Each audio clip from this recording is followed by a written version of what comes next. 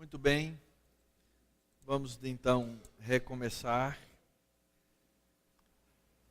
Eu espero, eu estou correndo muito e eu tenho medo que na correria para conseguir cobrir todos os mandamentos, fiquem muitas pontas aí abertas, né? E alguém veio me perguntar sobre o suicídio ali fora, então, baseado em que alguém que se suicida e é crente vai para o céu? Ora, na doutrina da eleição, se alguém é crente, não é? E pode cometer o suicídio num ato de desespero? Pode. Esse pastor amigo meu, que foi meu pastor durante quase 2 anos, ele sofreu um acidente, perdeu a perna, continuou pregando o evangelho. 1 mês depois de ter perdido a perna, ele estava no púlpito pregando, mas ele estava debaixo de uma medicação que é conhecida por isso, um antidepressivo, que é conhecido por causar suicídio, não é? E ele não aguentou, deixou uma nota, deixou um bilhete, pediu perdão e suicidou-se, né? Eu não tenho por que pensar que um homem crente que tenha cometido tal pecado não seja excluído do Senhor e da presença do Senhor. Não há razão para isso, tá? Então essa é uma das perguntas que me fizeram ali fora. Muito bem, vamos caminhar então. Nós estamos estudando a 2ª tábua da lei, os 6 mandamentos que ensinam como eu vou amar ao próximo como a mim mesmo. E o 7º mandamento é um mandamento que é muito mais quebrado do que a gente fica sabendo ou imagina, não é? O texto da Escritura diz: não adulterarás, exatamente porque Deus criou o homem para o casamento, para relações monogâmicas entre um homem e uma mulher. A Escritura declara com todas as letras que homem e mulher se ajuntam no casamento e ambos tornam-se uma só carne. E aqui, queridos, nós temos a clareza da Bíblia a respeito do ensinamento da fidelidade conjugal. Eu, quando faço casamentos, faço cerimônia de casamento, né? Eu faço o aconselhamento dos noivos e ensino claramente esse princípio da Escritura e não digo a eles que eles podem fazer os seus próprios votos. Eles podem, se quiserem fazer seus próprios votos individuais, eu tenho que ler primeiro e aprovar. Não, a gente faz nosso voto romântico, bonito, até que a morte separe, tem que estar lá. Todos aqueles requisitos básicos dos votos tradicionais. E uma das coisas que falo muito claramente para os casais é o seguinte: se você está entrando nesse casamento para você ser feliz, cai fora agora. Se você está entrando nesse casamento para fazer o outro feliz, vai firme, porque essa tem que ser a intenção de ambos num casamento, num relacionamento matrimonial, é ver a plenitude do outro. Se você está entrando no casamento para ver a sua plenitude, você vai se decepcionar. Você que está pensando em se casar e não leu ainda o livro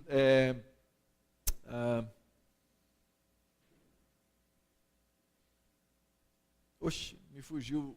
Eu vou lembrar, daqui a pouquinho eu lembro. Leia esse livro que eu vou falar daqui a pouco, tá? Eu vou procurar lá. Mas é importante que literatura seja usada para a formação dos conceitos do casamento. Por quê? Porque as pessoas se casam com as motivações erradas, se casam... o que você esperava? Esse é o título do livro, pronto. O que você esperava? Se você não leu, leia.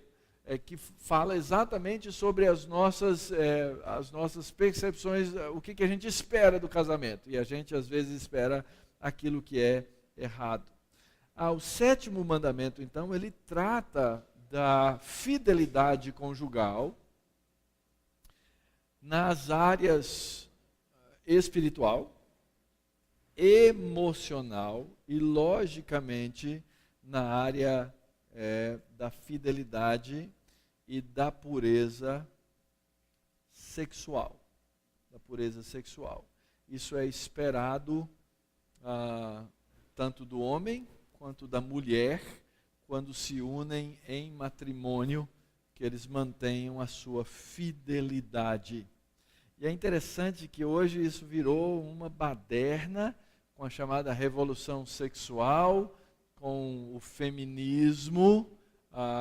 Nós tivemos a ruptura na cultura e na sociedade de vários valores com relação ao casamento e que tem destruído. E em algumas culturas hoje o número de divórcios entre os chamados evangélicos é igual ou superior ao número de divórcios entre os que não são da fé. Isso é uma realidade. Hoje você vê vários ministros religiosos casados pela 2ª vez. Alguns acreditam tanto no casamento que já vão no 3º, no 4º, né? Eu falo, os caras muito crentes, porque acredita mesmo, né? Vai um atrás do outro. E querem continuar a ser modelo do rebanho de Deus. Ora, esse modelo é um modelo que vai gerar no meio do rebanho de Deus o quê?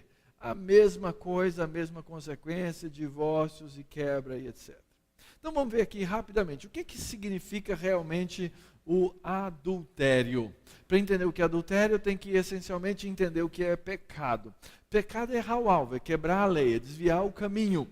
Existem várias formas de se quebrar a lei e de errar o caminho com relação à questão da fidelidade, não é? Então, a infidelidade ela vai acontecer de maneiras diversas. Ela pode acontecer com atos físicos, ela pode acontecer com pensamentos, intenções, desejos, com palavras. E isso acontece entre os jovens, isso acontece numa cultura que estimula namoro longo, comprido. O jovem não... eu ouvi uma vez alguém dizer que o hormônio não se converte, e aí você se coloca numa situação de pecado, de estímulo, e essa situação de estímulo vai gerar o quê? Vai gerar impureza sexual a começar do namoro. Então eu recomendo aos jovens, quer namorar? Namora longe. Bom demais namorar assim, senta mais longe um pouquinho, cuidado com os beijos, cuidado com as carícias, porque isso vai gerar o quê?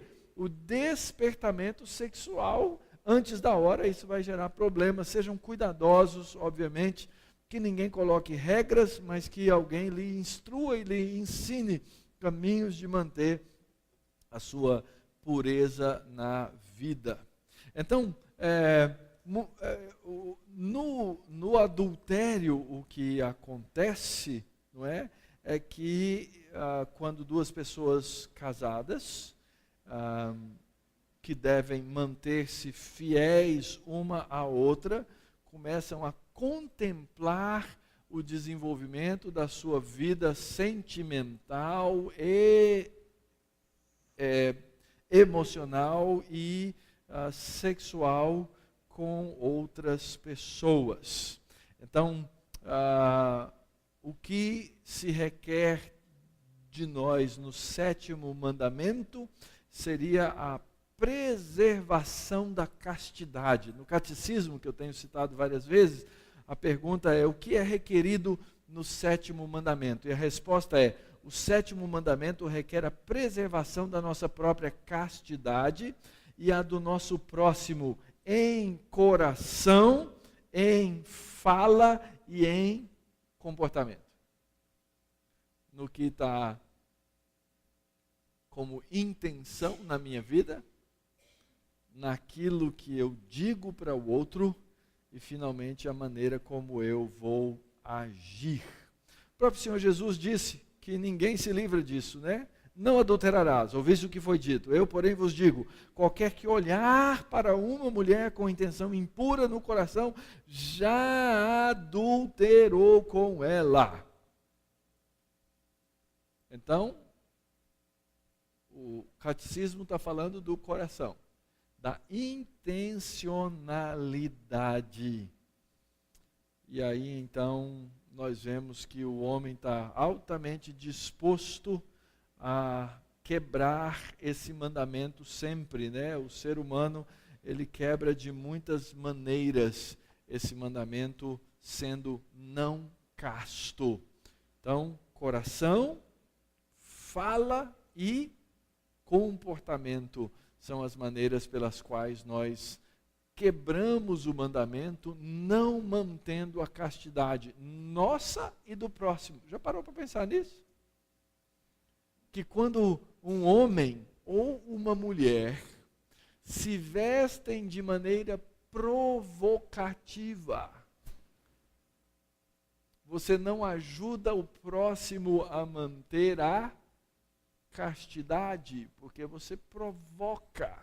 Isso, eu sei que as mulheres ficam bravas que os homens falam isso, e eu já entrei em debate sobre esse tema, sobre esse assunto. Eu não vou dizer para você como você deve se vestir, nem a roupa que você deve usar. Acho que nem como pastor eu tenho que fazer isso com qualquer mulher de maneira individualmente, exceto a minha esposa e a minha filha, ok?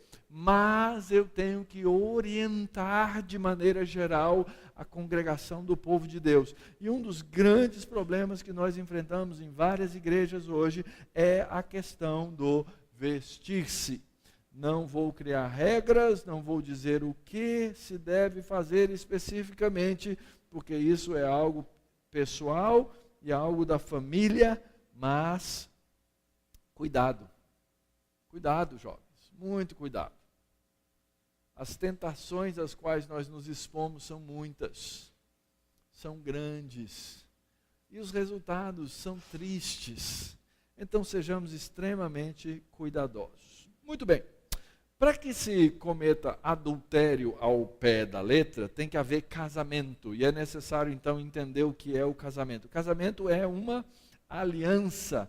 O casamento é um pacto. E lembra, eu estou usando essa figura para os mandamentos. É o casamento de Deus com a sua igreja. No Antigo Testamento, Israel, a continuidade dessa igreja no Novo Testamento, até que ele seja consumado, a última cena da Bíblia, no livro de Apocalipse, com as bodas do Cordeiro. E a gente sabe que Israel agiu de maneira o quê? Adúltera, não só adulterou, como prostituiu-se. Está lá no livro de Oséias a história de como Israel agiu como uma mulher totalmente infiel, indigna do noivo, e ainda assim o noivo cuidou dela, ajuntou-a para no final apresentá-la como pura, sem mancha, sem ruga, sem qualquer mácula.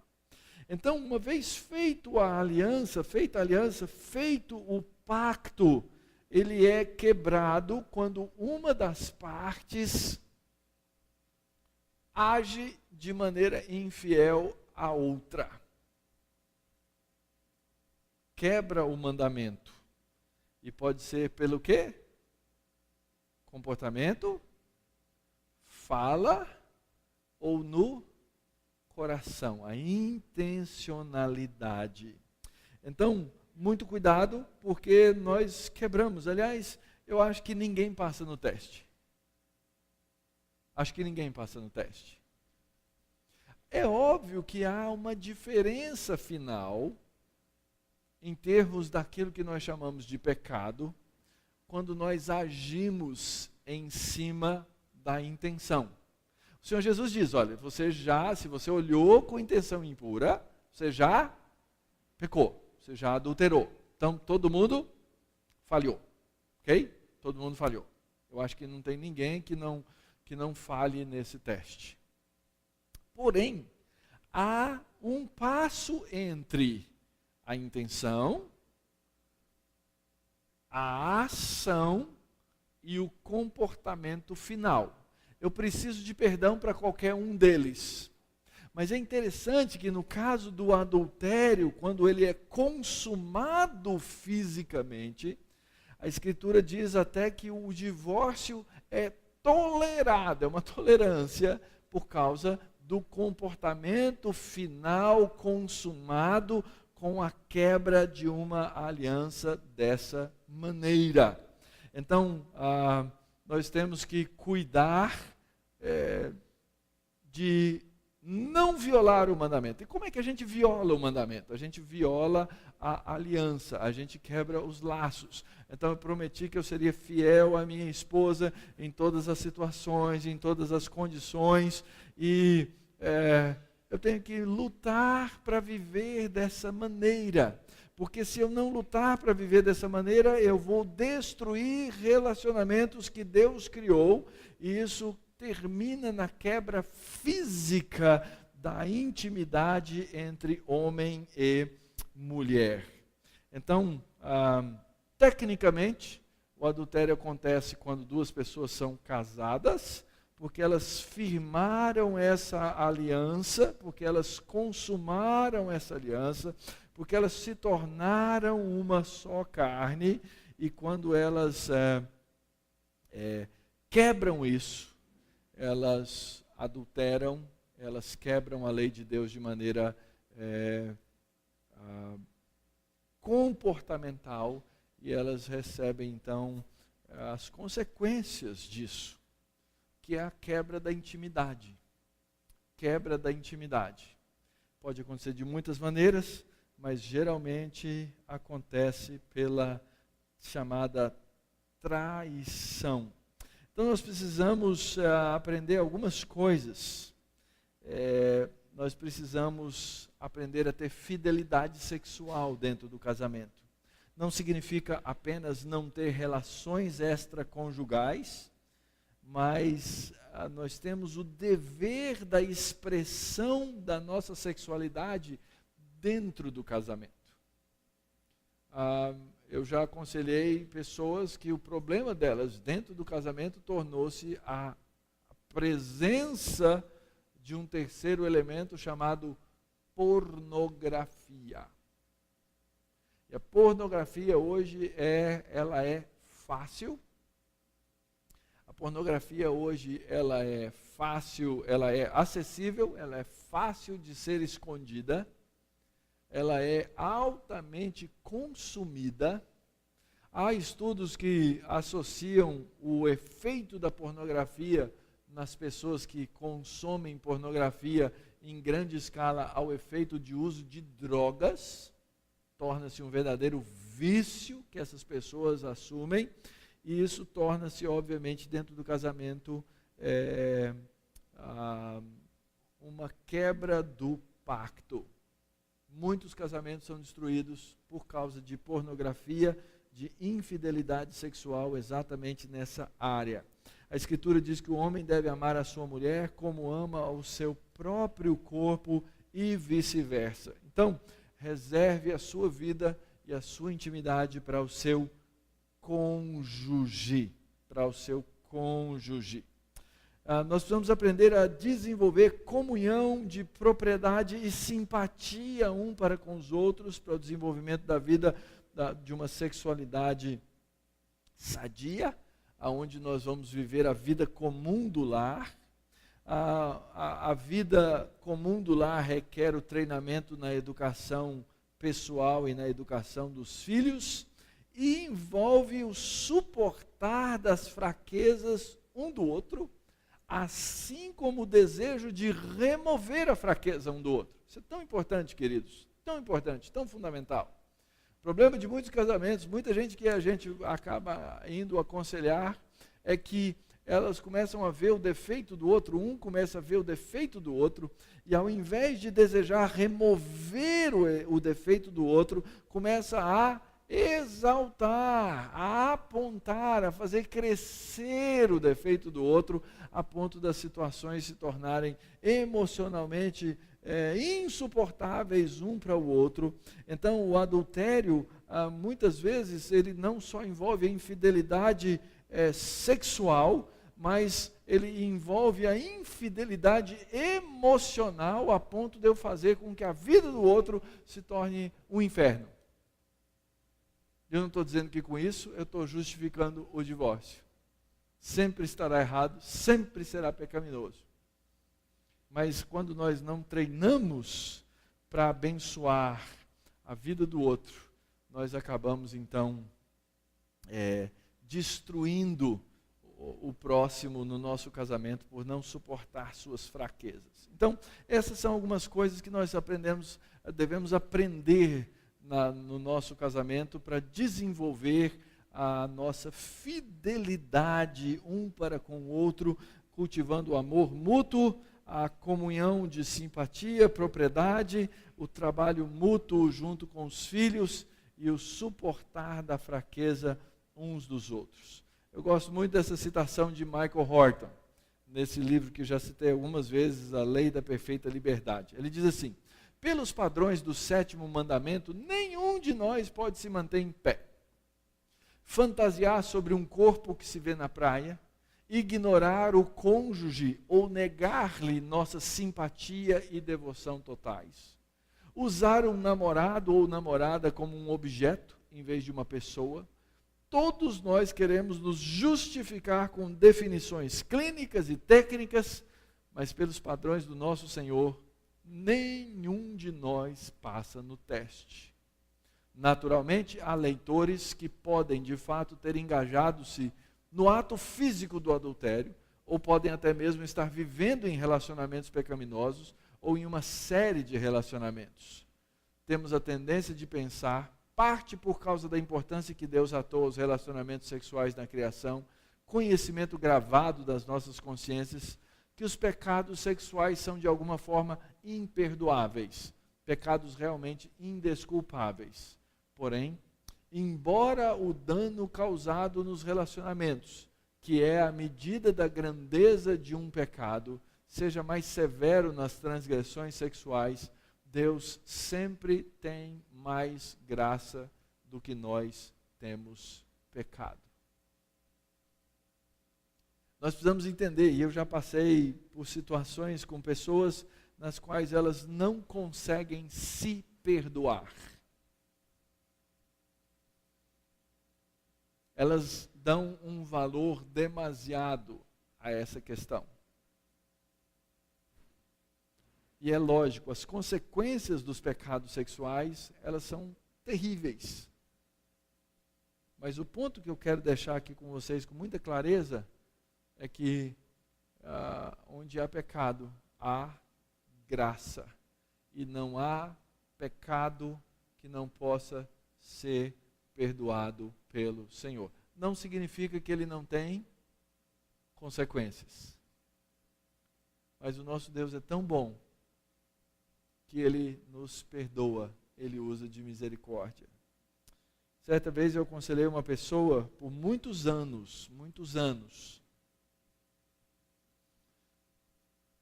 que não só tinha passado por um estupro, mas que por consequência imediata acabou se envolvendo numa vida de promiscuidade. Membro da igreja. Uma vida totalmente inconstante. Passava um tempo na igreja, sumia, desaparecia, depressão, uma série de coisas. Até que chegou um tempo em que eu percebi o que acontecia na mente daquela pessoa. Porque ela vinha reclamar. Essa pessoa vinha reclamar. Eu acho, e o que ela dizia essencialmente é o seguinte: eu sou indigna da graça de Deus, por causa dos pecados sexuais. E o problema então dela era um só. Chamava-se orgulho. Orgulho em ser perdoado por Deus. Por superdimensionar o seu pecado, a ponto de achar que a graça de Deus não pode superar e perdoar. Cuidado, queridos, é uma área que nós precisamos tomar muito cuidado, tanto de maneira preventiva, para que não aconteça, mas uma vez que nós pecamos, é necessário entender que a graça de Deus é superabundante para nos perdoar. Muito bem, 8º mandamento,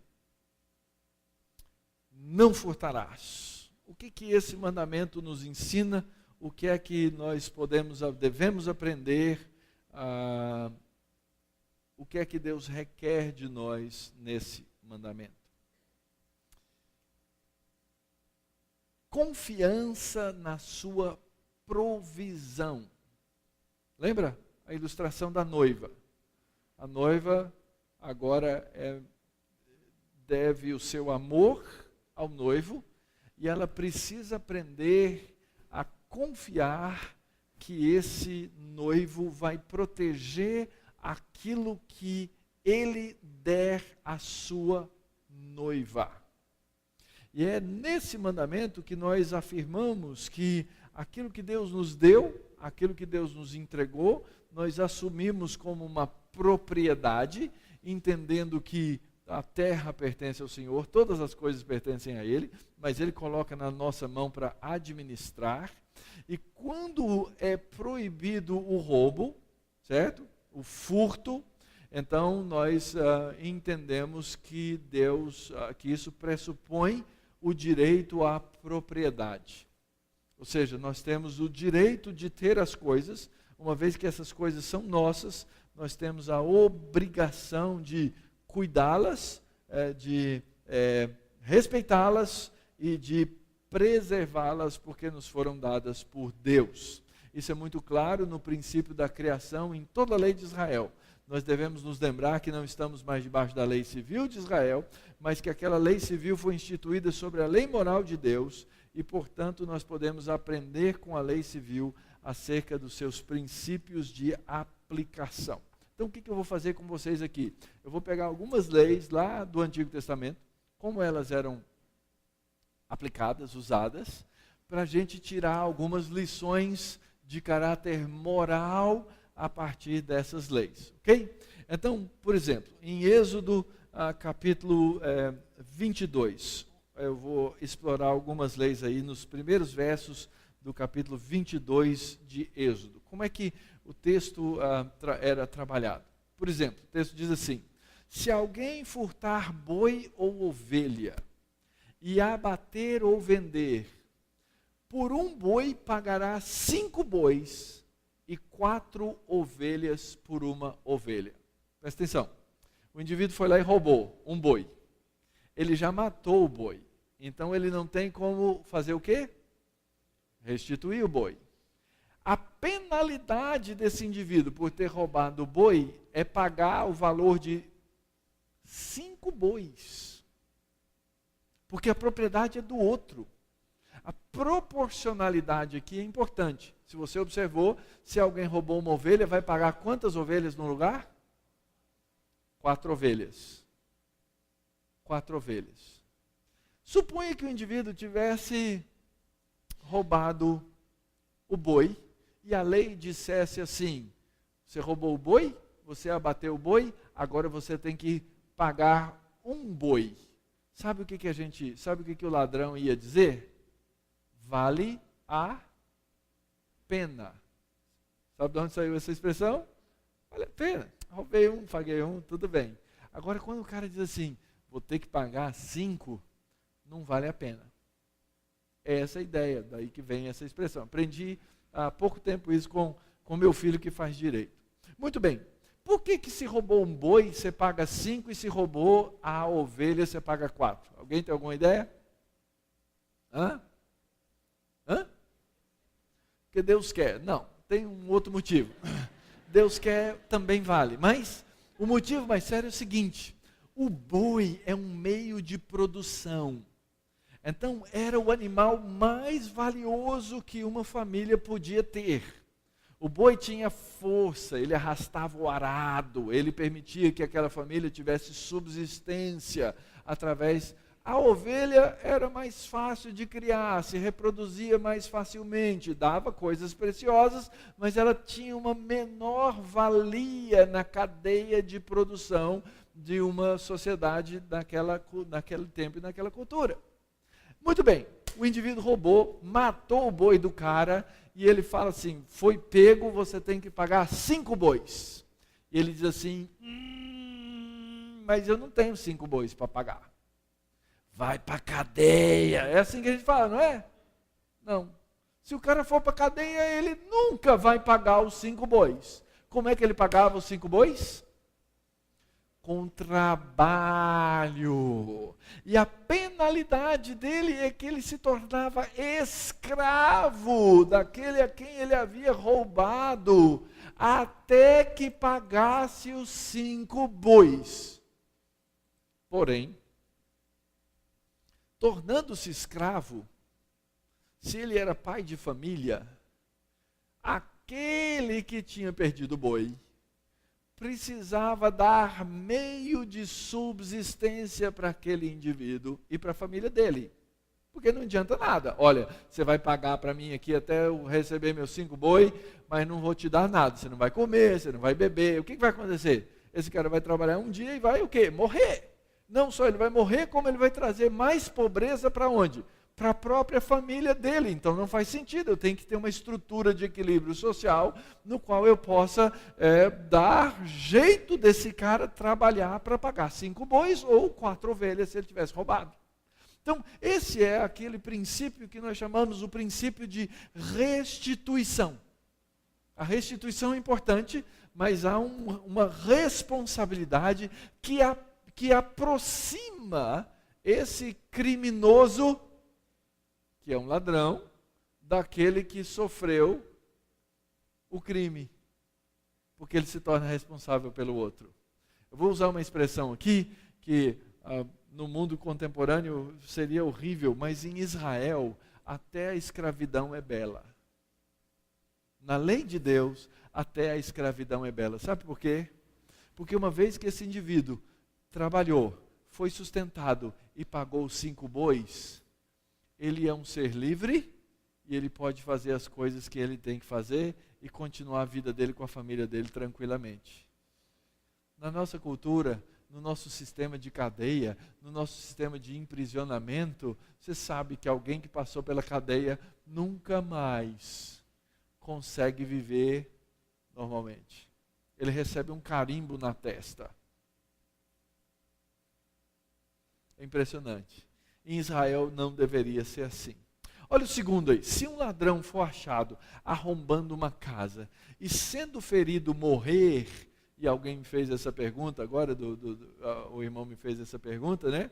Quem o feriu não será culpado do sangue.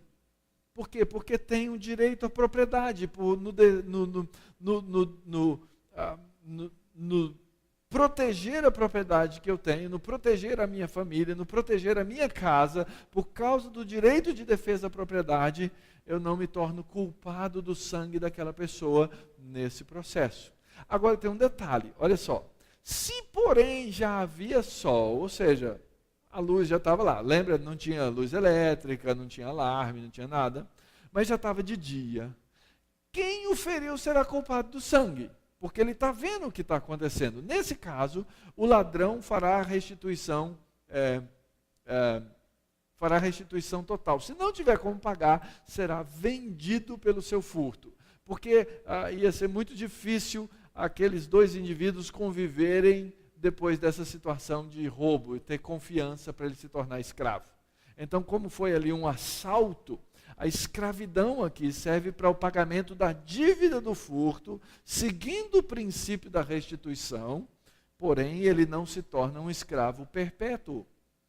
Ele tem que trabalhar até quando? Até pagar o valor daquilo que ou do valor pelo qual ele foi vendido, com um lucro, obviamente, para aquele que comprou. Se aquilo que roubou for achado vivo em seu poder, seja boi, jumento ou ovelha, aí ele paga quanto? 2 vezes, paga o dobro, princípio da restituição.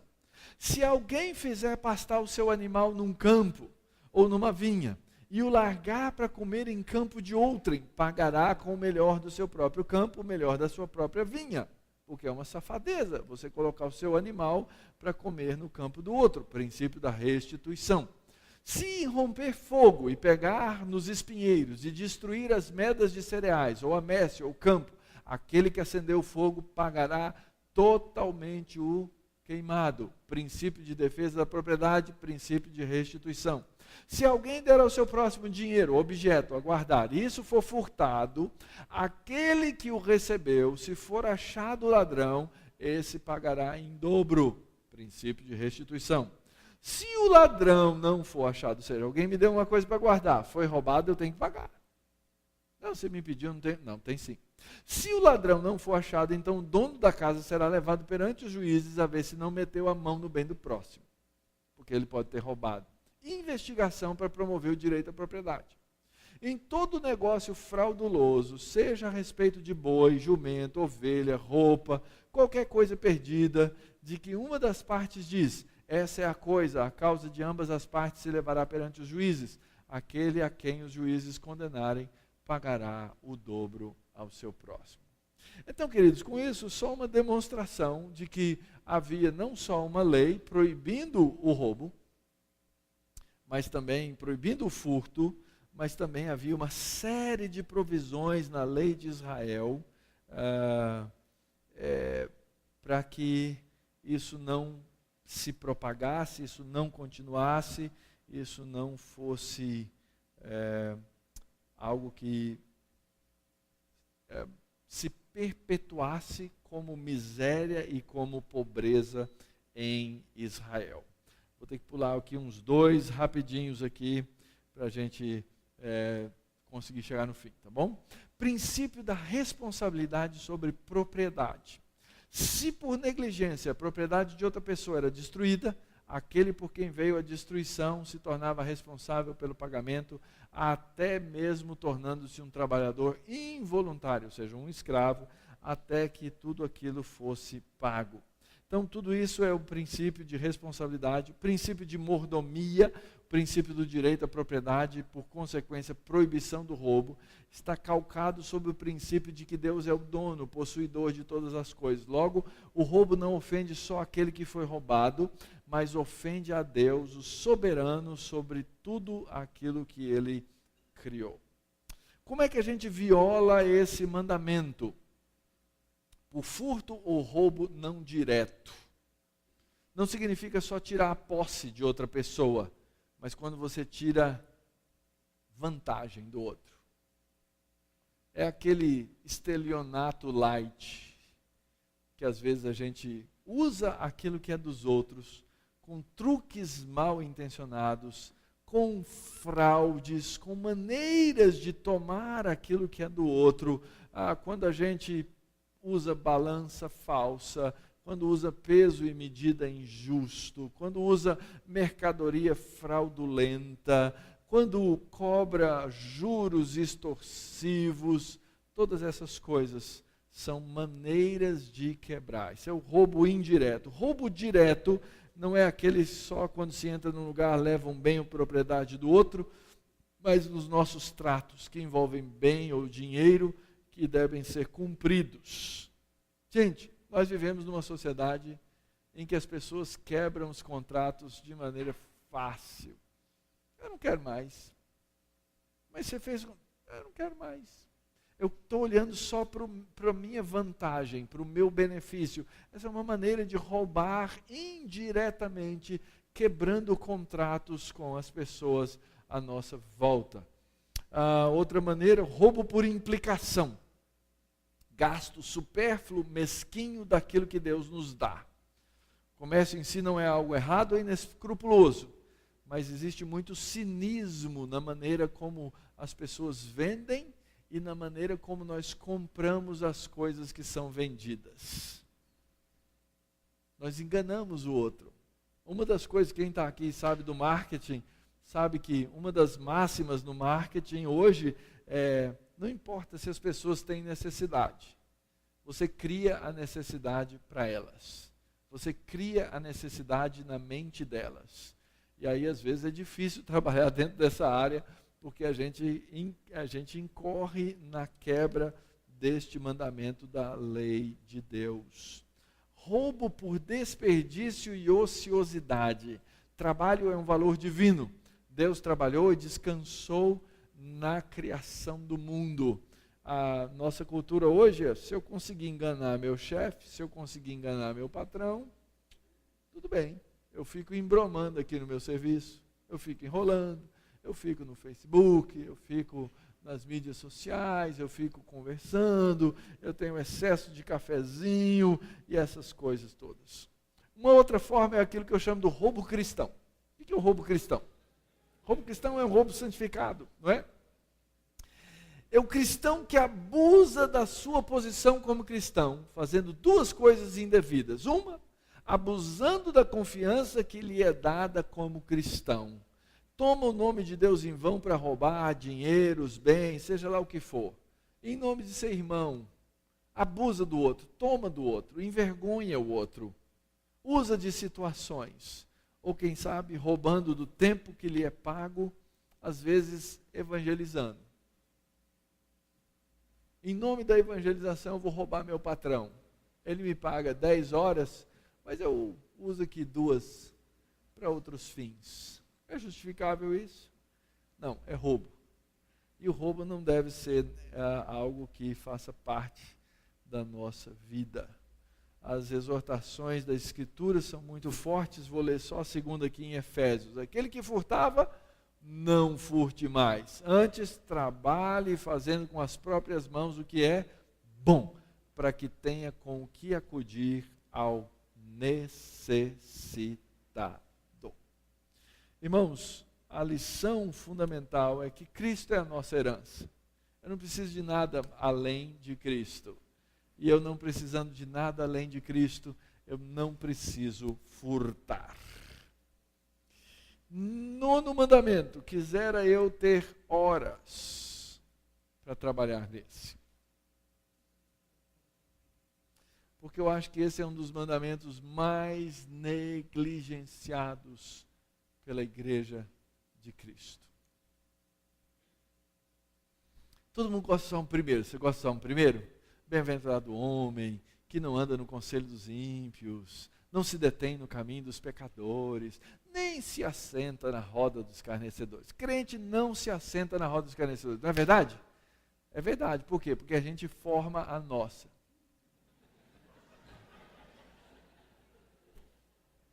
Sabe onde ela acontece? Nem passou a porta de vidro.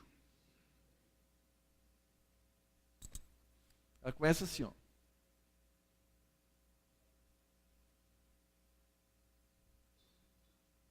Como nós gostamos de falar mal dos outros. Qual é o seu esporte preferido? Falar mal. Como eu gosto, como é bom falar mal dos outros, como é gostoso mesmo. E nós não protegemos a honra do outro. No 5º mandamento, Deus protege a autoridade, honra pai e mãe. No 6º, Deus protege a vida humana, não assassinarás. No 7º, Deus protege a família, o casamento, não adulterarás. No 8º, Deus protege o direito à propriedade, não furtarás. No 9º, Deus protege a nossa dignidade. João Calvino, um livrinho chamado Instrução na Fé.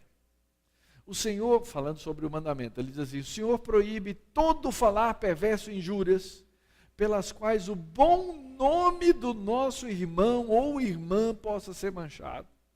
Assim como toda falsidade que de alguma forma possa ferir o nosso próximo. Se um bom nome é mais precioso do que qualquer tesouro, nosso dano não é melhor quando nos roubam a integridade e a boa reputação do que quando nos roubam os bens. E frequentemente se tem mais ganho ao roubar os bens de um irmão ou irmã através do falso testemunho do que pela voracidade das mãos. Portanto, assim como o mandamento passado amarra as mãos, esse amarra a língua.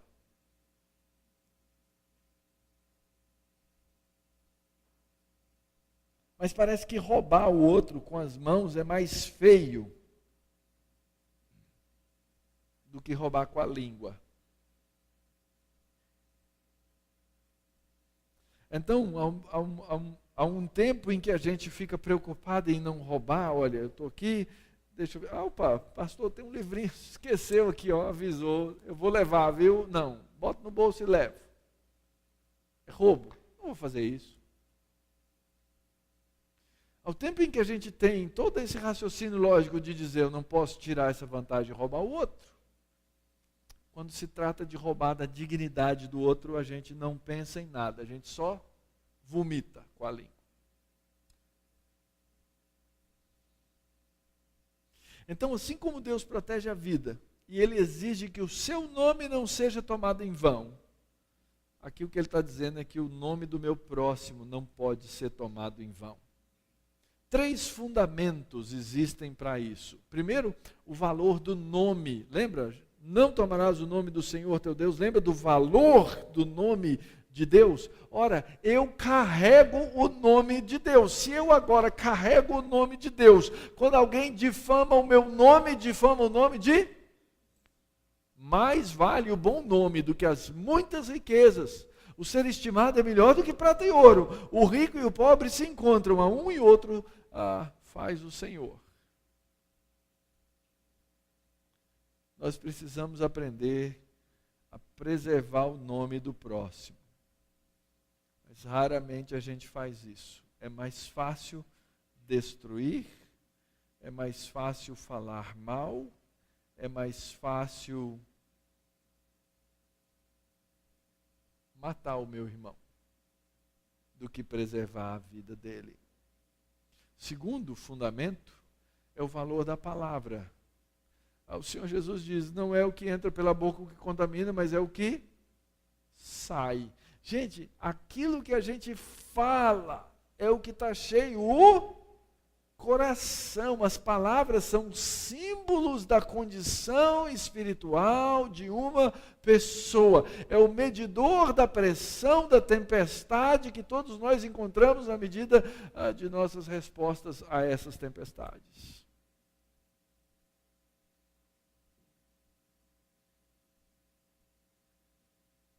Deus nos deu a capacidade de falar. E nós usamos o dom da fala para mostrar tudo aquilo que não deveríamos, contrário à imagem e semelhança de Deus que nós temos. Terceiro fundamento para não dar falso testemunho é o valor da própria verdade. Deus é a verdade. Cristo é a verdade. O Espírito é a verdade. E quando nós não preservamos o outro por causa da nossa língua ferina, nós ferimos a Deus. Nós precisamos aprender a falar a verdade, porque a verdade é libertadora. Assim, nesse mandamento existem 2 exigências para nós. O que é exigido de nós nesse mandamento? Na tradição reformada, no Catecismo de Heidelberg, a gente ouve: as mentiras expressas em nome da polidez não podem ser desculpadas, porque não podemos fazer o mal para que o bem possa acontecer. Porém, podemos observar aqui que não deveríamos ser muito severos e rígidos em condenar as ações dos santos, também não deveríamos fazer uma defesa por aquelas coisas que não precisam de nenhuma. Nós somos exigidos falar a verdade. O mandamento proíbe-nos dizer a mentira. Nós precisamos entender como usar a verdade. Esse é um caso clássico de ética. Lembra de Raabe? O que Raabe fez? Perguntou, os caras estão aí? Não. Ela mentiu, não mentiu? Ela pecou ao mentir? Pecou. Mas Deus não é tão rígido de condená-la pelo que ela fez. Não deixou de ser mentira, não deixou de ser pecado. Então, não há desculpa, mas nós precisamos ser compreensivos na maneira de usar as palavras. O que então é requerido de nós? Primeiro, sinceridade, queridos. Aprenda a ser sincero. Se alguém te falar alguma coisa, se a informação é suspeita, se ela não é comprovada, se ela é duvidosa, nossa obrigação cristã sempre é dar a essa informação o melhor significado, não o pior deles. Mas a gente sempre dá o quê? Sempre o pior. Sempre o pior. E assim a gente cultiva suspeita, a gente alimenta fofoca, a gente lê o fuxico gospel. Pensa num negócio ridículo. Ah, não, pastor, não leia esse site não, fuxico gospel. Eu só faço. Eu só faço.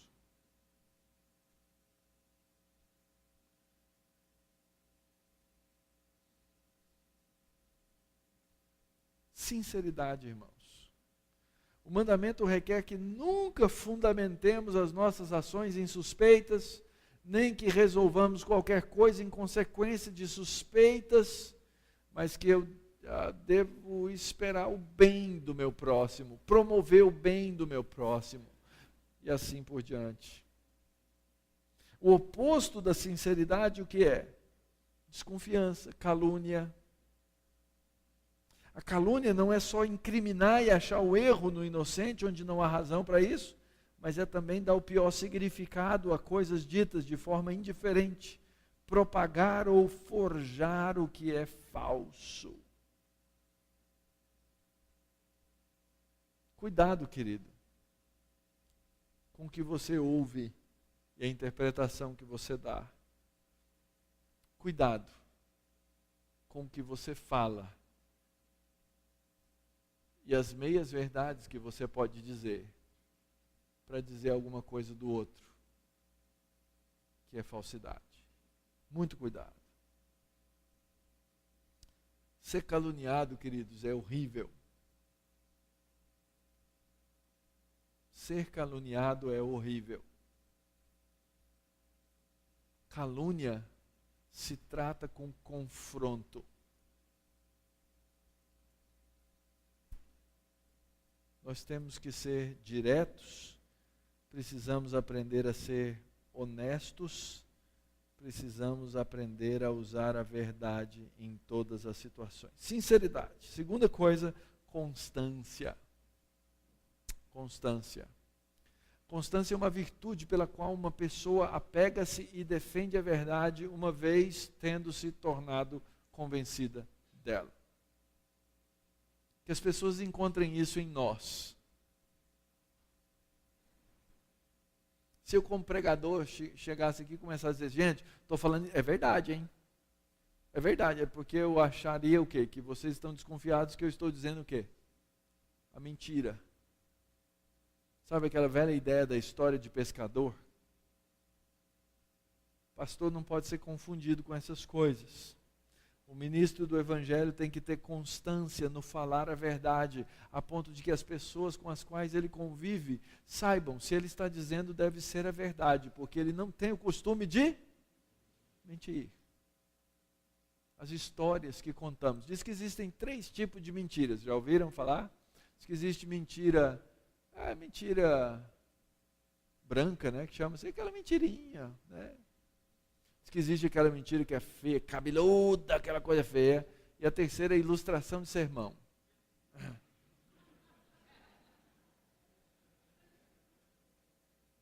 Toda vez que o pastor Cleiton vem aqui é porque acabou a hora, é isso, pastor? Seja sincero, pastor.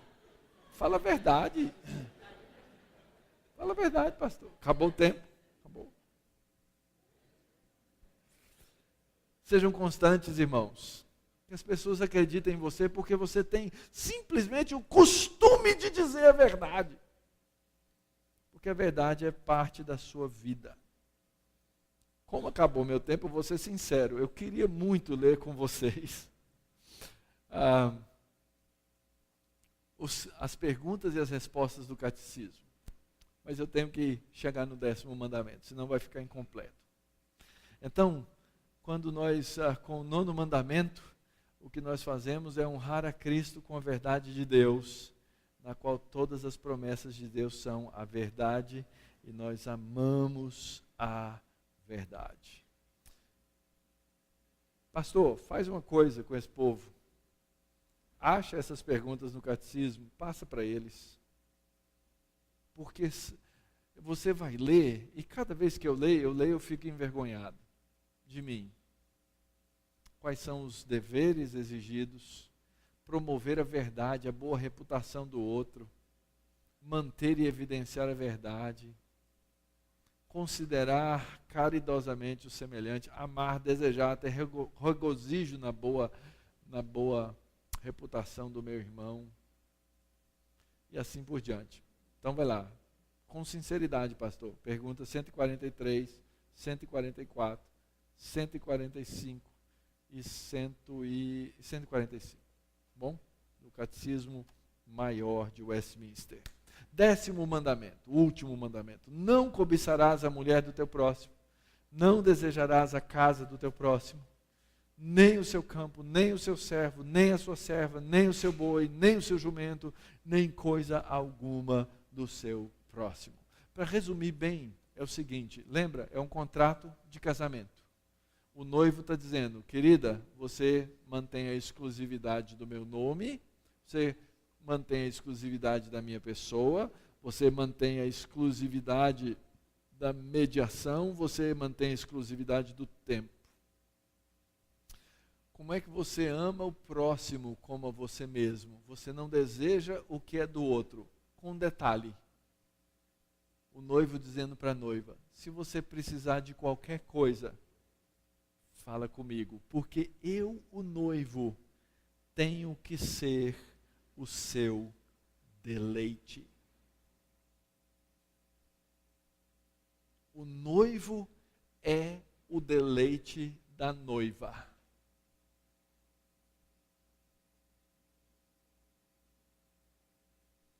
No dia em que minha esposa começar a cobrar de mim coisas, porque a felicidade dela é baseado nas coisas que eu posso dar para ela, como marido,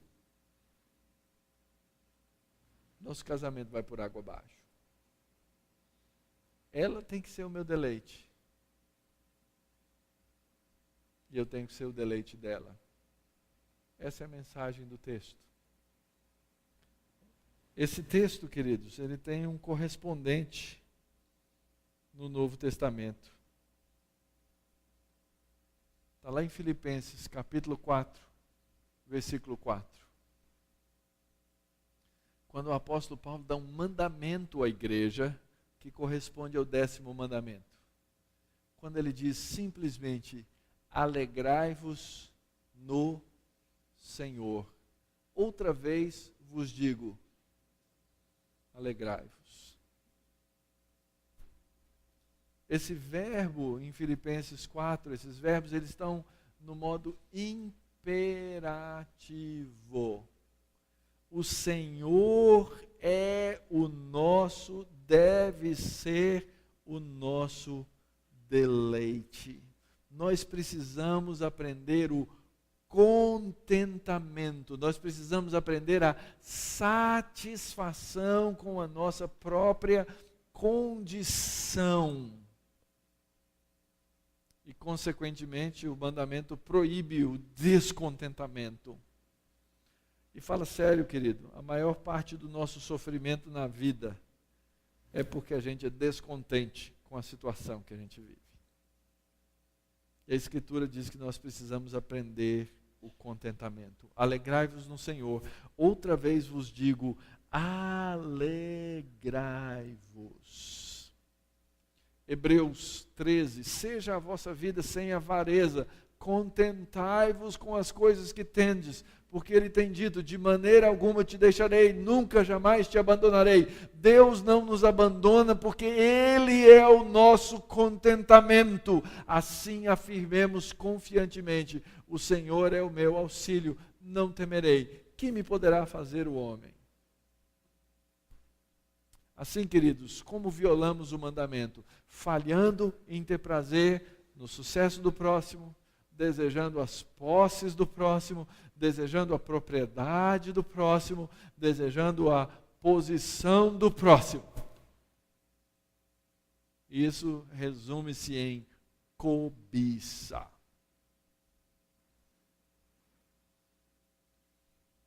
Assim, nós honramos a Jesus com a nossa suficiência completa nele, que satisfaz as nossas necessidades todas, externas, internas e o nosso coração, para a glória dele.